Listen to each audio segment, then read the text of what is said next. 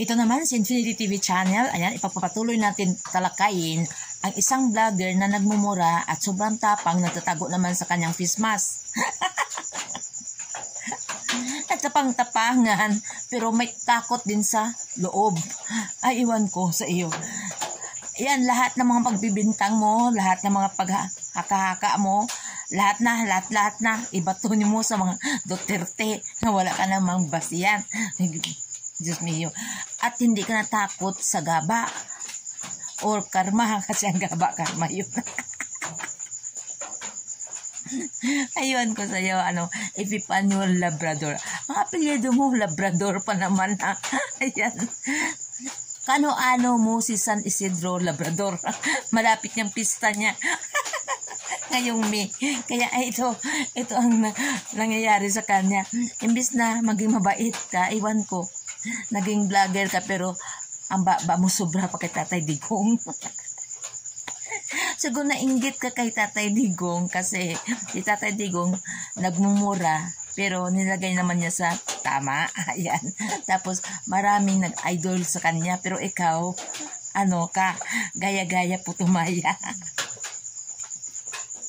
So, ngayon, nagulat ako sa'yo, yung sinabi mong si Sara ay Sara Demonyo, parang nanlamig ang mga kalamnan ko. Ayan. Saan ka kumuha ng hugot ng ganun? Tinawag mo pa naman si Sara nga, demonyo, wala kang karespito, karespito sa mga natataas sa inyo. Yan ba ang turo ng mga magulang mo? Na magmura ka sa mga sa mga opisyal o sa mga matatanda o whatever, kahit may mga hindi mo pa na-prove kung may mga kasalanan ba sila o wala. Ayan, isa pa yan si Dilima,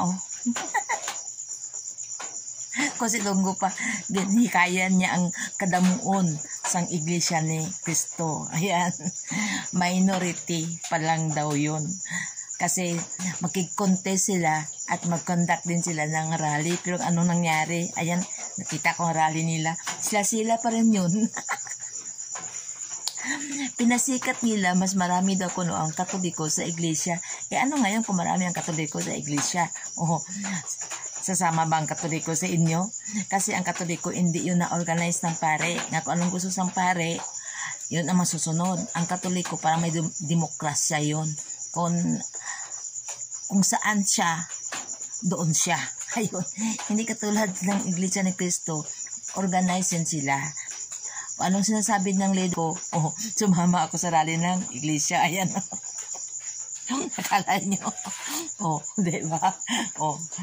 Kasi, hindi nyo mahalata doon sa pag-rally kung anong sekta yun kasi naka-uniform. Kaya naisahan kayo ng mga Katoliko. Ayan, mga dudo. Ayan. Kaya hindi nyo kami idamay na maraming Katoliko. Kung maraming Katoliko, hindi naman kami sasama sa inyo kasi mga mali kayo. Sa inyo mga attitude daan, hindi maganda ang attitude nyo. Kaya kami, bago kami bumuka ng bunganga namin, ginasure namin talaga kung tama ang sinasabi namin o hindi. Pero kayo, banat lang kayo ng banat, na wala naman kayo pruweba. Ayan. Gusto lang nyo sirain si Inday Sara, pero hindi nyo kaya. Pinagyabang nyo pa na marami kayo. Saan kayo? Saan kayo doon? Ayan. Hindi, tulad ni Inday Sara, marami. Bulto-bulto ang mga tao na sumusuporta sa kanya. Kaya, huwag kayo magyabang. Ayan. Kasi hindi nyo kami makaya. Go, go, go. Inday Sara for President 2028. Go, go, go. Ayan. Sa mga wala pa nakasubscribe sa aking channel, ayan. Subscribe na guys. Ayan. Para matagdagan ang ating subscriber. I-click ninyo ang ating notification bell para ma-notify ko kayo kung mayroon pa akong bagong latest na upload. Ayan. So, ito hindi natin patagalin guys. Ipa-play natin yung kanyang sinasabi Ayan. Ni Rodrigo Roa Duterte. Anong ginawa ni Rodrigo Roa Duterte? Prayer rally daw. Pero nung nagsimula na sila, paninira rally pala. Ha? Parang totoo yata yung sinasabi sa akin na binayaran ng bilyon-bilyon itong pamunuan ng Iglesia ni Cristo para lamang makaligtas itong si Sara Demonyo. Ay, Sara Demonyo. Saan sa kumuha ng hugot nun?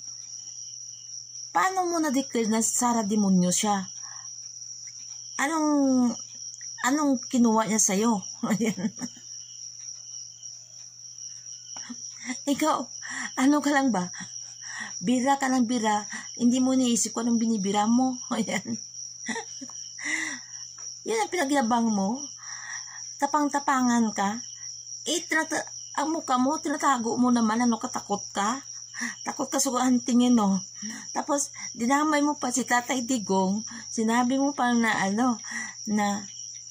nag-organize Tatay Digong ng rally, tapos, rally, pero, bandang huli, rally, panira. Saan doon? Hindi naman siya nag-organize ng rally si Tatay Digong, yung prayer rally kamo. Mga supporter yun at mga vlogger yun.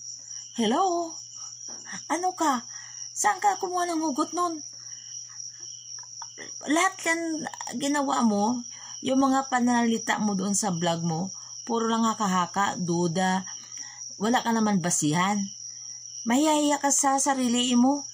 Tapos tinawag mo pa kami mga bobo, mga mangmang, yung naniniwala nga walang pamulitika doon sa peace rally ng mga Iglesia ni Cristo.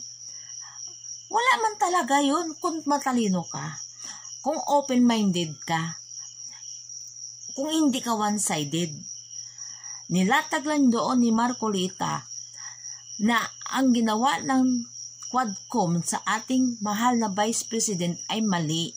Kaya bakit nag-imbestiga sila nga hindi pa tapos yung kuha, gets mo? Ikaw, Labrador, wala, one-sided ka eh. Kesyo kay kampi ka sa ating Pangulo. Hindi naman sinisiraan ng ating Pangulo doon sa peace rally. Anong kinagalit mo doon? Gil-unite ang dalawang leader sa ating bansa. Hindi naman nagbitiw ng istorya o salita si Marcolita about sa ating Pangulo. Ang sinabi lang niya doon, mali ang ginawa ng Quadcom.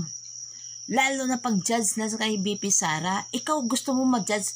For example, ikaw, i-judge ka ng tao nga hindi mo gawa. Gusto mo yun? For example, ikaw, cashier ka. Tapos mayroong galit sa'yo na empleyado. At nagsip-sip doon sa amo mo at sinabihan na kumuha ka ng pera kahit hindi mo nakuha ng pera. Kasi wala naman siya ebidensya. Wala pa na audit ang pera sa hinahawakan mo. Tapos tanggalin ka ng amo mo sa serbisyo. Anong reaksyon mo? Diba? Tapos bulihin ka ng mga ka-empleyado mo, magnanakaw ka. Maganda ba yun? Ikaw, hindi ka magbitiw ng istorya nga wala ka pa prove. Saan ang prove mo? May documents ka na ba galing sa kuha na nagnakaw si Sara ng pera? Ang totoong nagnakaw ng pera, hindi mo nga siniwalat eh. Yung mga namudmod ng pera, yung gamit ang party list, yung ayuda, ikaw alam mo na yan. Bakit hindi mo binira dyan sa vlog mo? Tapos yung PhilHealth, tinatakpan mo pa. May nag-comment dyan sa'yo na wala ang pondo ang PhilHealth. Anong sagot mo? Malaki ang pondo ng PhilHealth. Saan? Yung pondo ng member? Yung binabayad na monthly? Hindi yon, sa member yon. Yung damin nga pondo, galing yun sa government. Yung mga PhilHealth, yung mga indigenous people na hindi mo bayad na member, pero tinutulungan ng gobyerno. Zero budget yun. Nakikinig ka ba ng balita? Hindi nila binigyan ng budget ang PhilHealth. Bobo ka talaga. Kaya nga ang nagsasabi ikaw nagsasabi sa tao na bobo, tanga, kasi ganun ka eh. Bobo ka kang tanga rin eh. Kaya kasi hindi ka bobo at tanga, dapat alam mo ang sitwasyon ng Pilipinas. Tingnan mo nga ngayon, balik ang kriminal, balik ang adik, yun ang gusto mo. Bakit? Adik ka ba? Bakit kontra mo si, Tatay Digong? Ano bang ginawa ng Tatay Digong sa'yo? Bakit kinakalaban mo sila? Hindi mo alam, hindi mo nakikita at hindi ka marunong magkumpara. Alin ang mas tahimik na lugar noong kay Tatay Digong o sa ngayon? Ang promise ng iyong amo, natupad ba? Saan na yung mga promise niya nga gawin niyang 20 pesos ang ang bigas? Di ba wala? Pero okay lang yun. Naka-insindi tayo kasi alangan naman bababain niya ang bigas na ang magsasaka, mahal ang pagbili ng binhi at saka abono. Kaso lang dapat hindi niya binudol ang tao. Sana gumawa siya ng paraan na paano niya matulungan yung mga mahihirap. Kasi tulad niya, mudmud sila ng pera, gamit ang ayuda. Harap-harapan, Niloloko tayo ng, tapos kampihan mo pa. Kinakampihan mo yung kongreso. Hindi naman lahat ng kongreso, yung doon sa Quadcom. Hindi mo gusto marinig ang katotohanan. Inalatag nga para malaman ng taong bayan kung ano ang sitwasyon. Kasi, i-declare ng Quadcom na si BP Sara nakagamit ng maling pera at kayo, i-conclude ninyo, binulsa. Nakita nyo ba? At tapos, ito pa. Sinabihan nyo pa na bayad ang Iglesia ni Cristo, bilyon-bilyon. Hoy, saan kukuha si Tatay Digong ng bilyon-bilyon na pera? Hindi naman sa katulad nila Pacman at nila Willie Revillamin na bilyon-bilyon ang pera. Saan sa kukuha nyon? Tanga ka ba? Kung ang tao magrally o ang isang grupo magrally na isip nyo para kay BP Sara, bayad. Siguro kayo ang bayad. Kasi bakit nyo sabihin sa tao na bayad kung di kayo bayad? Diba? Kasi ako na example ko na Ako sa live ko, masabi nga, magkano ang bayad sa akin? Hindi ko nga nakita personal si BP Sara Pero alam ko anong ginagawa niya. Kasi alam namin ang ginagawa niya. At hindi mo ba napanood sa social media? May pari nga humahanga sa INC. Sa pagrally niya sa INC, may pari.